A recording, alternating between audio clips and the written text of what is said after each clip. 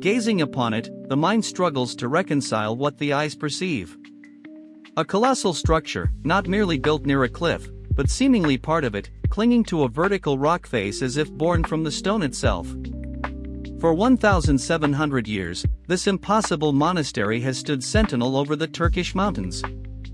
Its very existence is a defiant whisper against logic, a monumental question etched into the precipice. How was such an edifice conceived, let alone constructed, in a place where even survival seems an insurmountable challenge? This is Sumela. And its story begins with an enigma.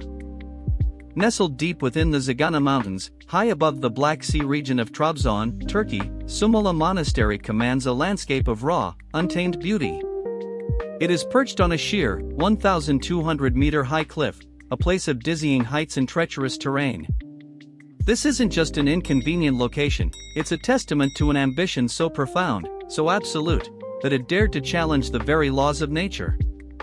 The sheer scale, the breathtaking audacity of its placement, immediately conjures the ultimate query: what incredible force of will, what ingenious method, allowed ancient hands to sculpt such a dream into solid rock? Every angle, every detail of Sumela Monastery amplifies the central mystery.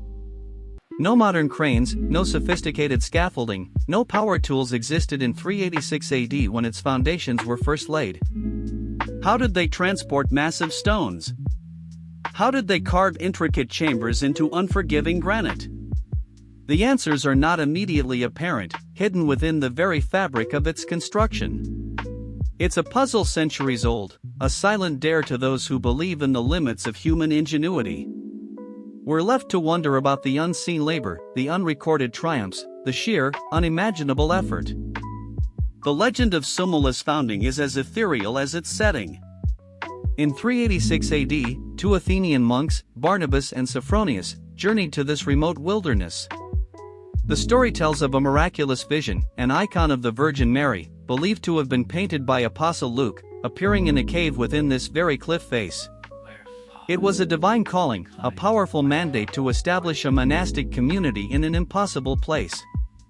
This mystical origin fueled an unwavering determination, perhaps providing the initial spiritual momentum to overcome the monumental physical obstacles that lay ahead. Imagine the very first days. Monks, armed with nothing but primitive tools, chisels, hammers, and raw grit, began to chip away at the solid rock. Each strike, each slow excavation, would have been an act of profound faith and physical endurance. They weren't merely building walls, they were literally carving a sanctuary out of the living mountain. The early cells, chapels, and passages had to be meticulously hewn, often in dim, confined spaces, under the constant threat of falling rock or precarious footing. A dangerous, painstaking process that laid the groundwork for centuries of expansion. One of the most perplexing questions revolves around logistics. How did they transport building materials, timber, mortar, and larger stones up a sheer, 1,200-meter cliff face? There were no roads, no easy paths. Every single item had to be carried, hoisted, or maneuvered by human and animal power up a terrifying vertical climb. This required an extraordinary system of ropes, pulleys, and possibly intricate, temporary scaffolding anchored to the rock itself. It speaks to an unparalleled understanding of leverage and an almost superhuman level of coordinated effort. Over time, the monastery grew, transforming from humble caves into a sprawling, multi-story complex. It houses chapels adorned with frescoes, kitchens, student rooms, a guest house, and a library. Each section seems to flow organically from the rock, almost like natural caves that have been meticulously refined and expanded. This isn't just a collection of buildings, it's an architectural tapestry, woven into the very fabric of the cliff. The integration is so seamless, it's difficult to discern where nature ends and human ingenuity begins. A truly symbiotic creation. Perhaps one of the most vital, yet often overlooked, feats of engineering at Sumela was its water supply system. An aqueduct, now largely ruined, once snaked its way across the treacherous terrain, channeling fresh mountain spring water directly to the monastery. Without a reliable water source, sustaining life, let alone a community, on such a remote cliff would have been impossible. This elaborate network of channels and pipes demonstrates a profound understanding of hydraulics and an immense investment in long-term viability. A true testament to ingenuity in the pursuit of survival. What was life like for the monks who dedicated themselves to this remote sanctuary? Daily existence would have been a rigorous blend of prayer, study, and manual labor, all against a backdrop of breathtaking isolation. Every task, from fetching water to tending gardens, if any could be cultivated, was an act of profound commitment. The sheer physical challenge of navigating the monastery's steep, narrow stone staircase would have been a daily reminder of their devotion. This was not a place for the faint of heart, it was a testament to unwavering faith and an extraordinary capacity for endurance. Through the centuries, Sumela Monastery flourished, becoming an important center for Greek Orthodox monks. It garnered significant patronage from Byzantine emperors, who recognized its spiritual importance and unique strategic position. Gifts, repairs, and expansions funded by imperial decrees helped shape the monastery into the grand complex we see today. It was a beacon of faith, a symbol of resilience, and a hub of intellectual and artistic endeavor, even as empires rose and fell around it. Its continued existence speaks volumes about its perceived value. Remarkably, Sumela's influence didn't wane with the arrival of the Ottoman Empire. Instead, it adapted, continuing to thrive under the protection and even patronage of various Ottoman sultans. Its sacred status was respected, and it remained a vital spiritual hub for the region's Christian population. This continuity, across profound shifts in political power and religious dominance, highlights the monastery's deep cultural roots and the pragmatic tolerance of its new rulers. It speaks to a heritage that transcended political boundaries, even if the world outside changed dramatically. The long, vibrant history of Sumela Monastery as an active monastic site tragically came to an end in 1923. As part of the population exchange between Greece and Turkey, its monks were forced to abandon their ancient home. The monastery, once a bustling hub of spiritual life, fell silent. Its sacred spaces were emptied, its vibrant frescoes left to the mercy of time and neglect. It was a profound loss, severing a continuous thread of monastic tradition that had spanned over 1,500 years. The mountain winds became its only inhabitants. Following its abandonment, Sumela faced further indignities. Left unprotected and vulnerable, it became a target for vandalism and looting.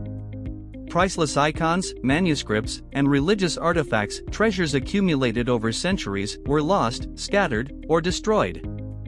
The once vibrant frescoes were defaced, their colors fading, their stories slowly erasing. The monastery, a repository of history and art, suffered a tragic period of decay. It was a stark reminder of how quickly centuries of dedicated creation can be undone when guardianship is removed, leaving behind only echoes. In recent decades, the Turkish government recognized the immense historical and cultural significance of Sumela.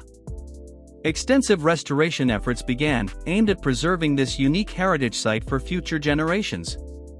Teams of dedicated conservators and engineers have worked painstakingly to stabilize the cliff, repair damaged structures, and protect the fragile frescoes. It's a monumental undertaking, reflecting a renewed appreciation for the monastery's extraordinary story. The scaffolds that once helped build it now help save it, ensuring its impossible beauty endures. Today, Sumela Monastery stands proudly on UNESCO's tentative list, a testament to its universal value and cultural importance. It draws visitors from across the globe, eager to witness this architectural wonder and ponder its enduring mysteries. Its recognition by UNESCO underscores its place as a masterpiece of human creative genius, an extraordinary example of rock-cut architecture, and a symbol of profound spiritual dedication. Sumela is no longer just a local wonder, it is a global treasure, inviting all to question the limits of what is truly possible. Yet, even with modern understanding and historical context, the fundamental question persists: how, precisely, did they do it? No detailed blueprints survive, no monk's diary explicitly outlines the construction methodology. We are left to piece together the narrative from the stones themselves. The sheer scale of the endeavor, coupled with the primitive tools of the era, challenges our modern perception of what ancient civilizations could achieve. It compels us to look beyond simple explanations and consider the true depth of their resourcefulness and determination. A mystery that whispers through the ages. Their tools were rudimentary: simple iron chisels, heavy hammers, basic ropes, and baskets. There was no explosive power, no motorized lifts.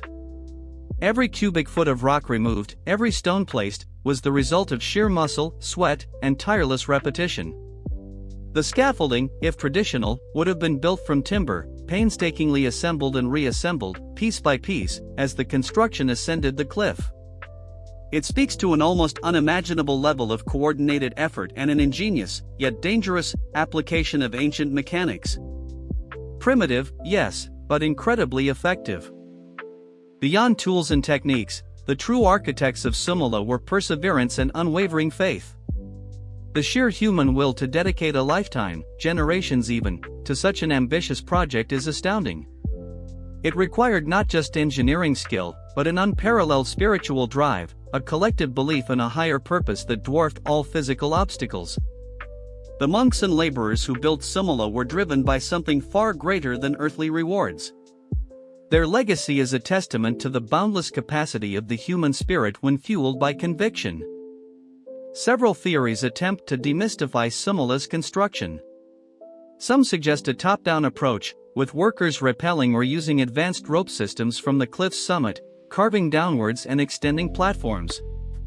Others propose that natural ledges and rock formations were cleverly integrated and expanded upon, minimizing the need for extensive freestanding scaffolding.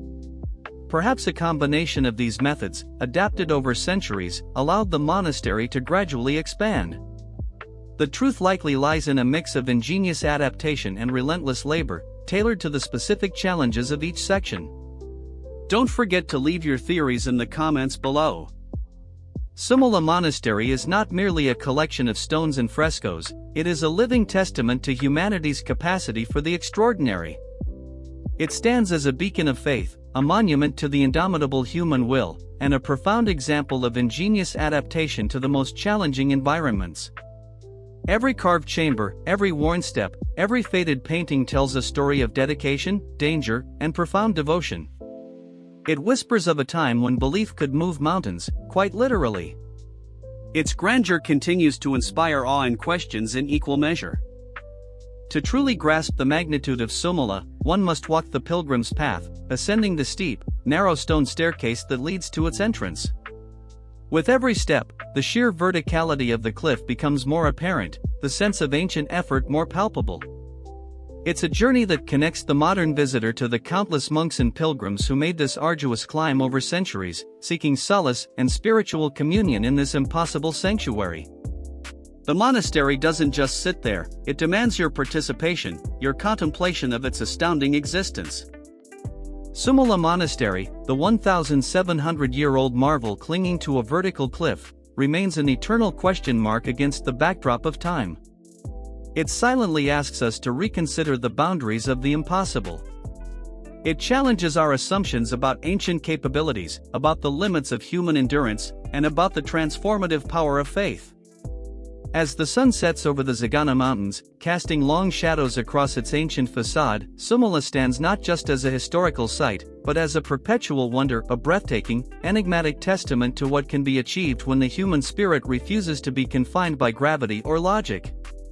Its secrets endure, inspiring awe with every passing generation.